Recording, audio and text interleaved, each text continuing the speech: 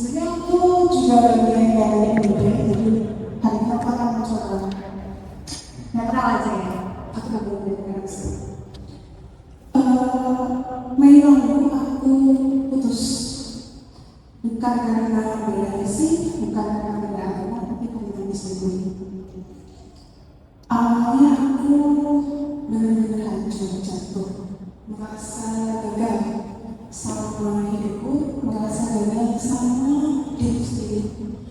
Karena untuk sampai di titik kemarin itu sebenarnya gak ada.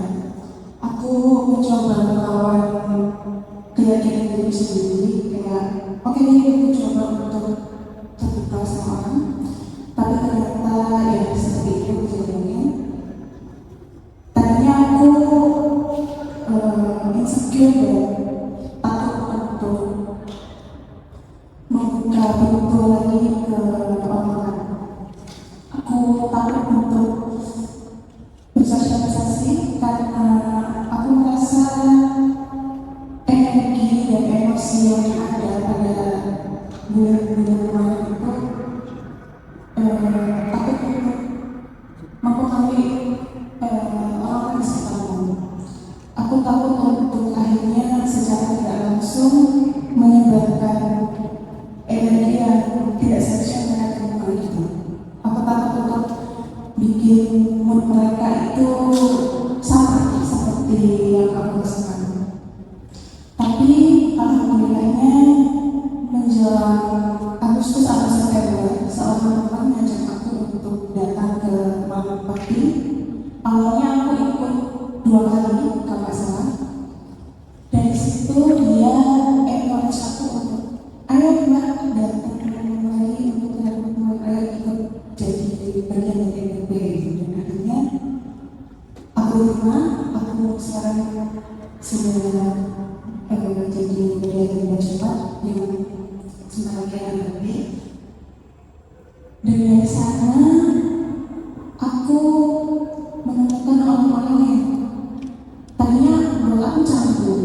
Aku benar-benar sendirian, kayak aku di situ cuma kenal satu orang, teman-teman yang lain itu dari kebanyakan di usia yang energinya luar biasa, sedangkan di usia yang sekarang kayaknya yang di usia sekarang itu juga kayaknya energinya juga nggak sehebat mereka.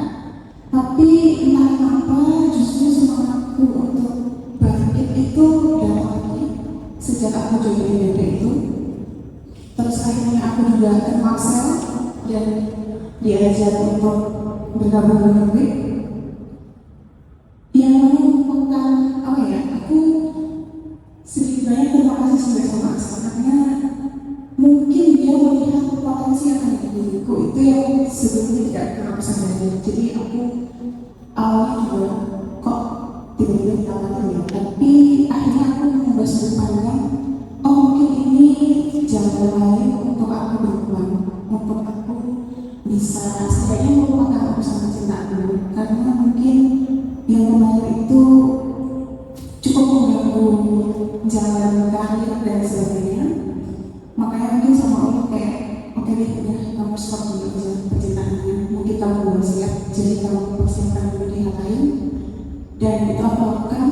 Tadinya memang aku membatasi diri untuk bertemu orang-orang, aku bahkan gak mau nongkrong, aku gak mau ke Gramet, bahkan ke Gramet yang biasanya aku bisa berjam-jam dari jam 3 bisa sampai mungkin habis sisa atau jam 8. Pas habis putus itu aku sama sekali gak ke Gramet untuk hadir atau sekedar kepo ada baru apa.